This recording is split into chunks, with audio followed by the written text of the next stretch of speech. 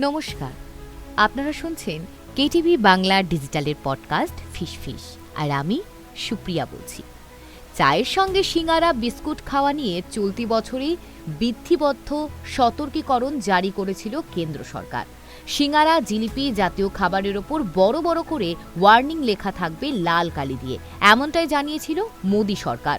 কেন্দ্রের সমস্ত প্রতিষ্ঠানে এই ওয়ার্নিং বোর্ড লাগানোর কথা বলেছে স্বাস্থ্য মন্ত্রক। প্রতিদিন ব্রেকফাস্টে খাওয়া খাবারের মধ্যে ফ্যাট এবং সুগারের মাত্রা স্পষ্টভাবে উল্লেখ করা থাকবেই সেই ওয়ার্নিং বোর্ডে। জাঙ্ক ফুডকে তামাকজাত দ্রব্যের মতোই ক্ষতিকারক হিসেবে চিহ্নিত করার ক্ষেত্রে সিদ্ধান্ত প্রথম ধাপ বলে মনে করা হয়। সিগারেটের প্যাকেটের গায়ে যেমন সতর্কতা থাকে, সিঙ্গারা কচুরির গায়ে এমন ওয়ার্নিং অনেকটা সেরকমই বলে জানাচ্ছে চিকিৎসকেরা।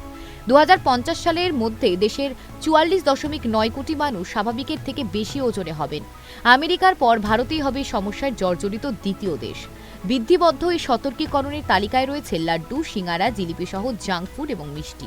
অনেকেরই অভ্যাস সকালে টিফিন মানে সিঙ্গারা আর জিলিপি, মুচমুচে আর মিষ্টি। এই খাবারগুলো যেমন মুখের স্বাদ বাড়ায়, তেমনই এগুলো পুষ্টির দিক থেকে মোটেও ভালো নয়। এগুলো ভাজা হয় গভীর তেলে, থাকে প্রচুর ক্যালোরি, চিনি আর অস্বাস্থ্যকর ফ্যাট। ফলে এগুলিতে ফাইবার বা দরকারি পুষ্টি খুব কম থাকে। চিকিৎসকদের মতে যদি কেউ একটানা 15 দিন খায়, তাতে বড় সমস্যা না হলেও দীর্ঘ সময় ধরে চালিয়ে গেলে শরীরে ফ্যাটি লিভার, ইনসুলিন রেজিস্ট্যান্স, অতিরিক্ত ওজন এবং ডায়াবেটিসের ঝুঁকি বাড়ে। অতিরিক্ত তেল ও ট্রান্সফ্যাট স্মৃতিশক্তি কমাতে পারে, হজম ধীর করে দেয় এবং শরীরে ক্লান্তি আনে। আপনাদের কেমন লাগছে কেটিভি বাংলার ডিজিটালের পডকাস্ট ফিশ? কমেন্ট বক্সে লিখতে ভুলবেন না এবং তার সঙ্গে এটাও জানান যে কি বিষয়ের ওপর পডকাস্ট শুনতে আপনিও আগ্রহী।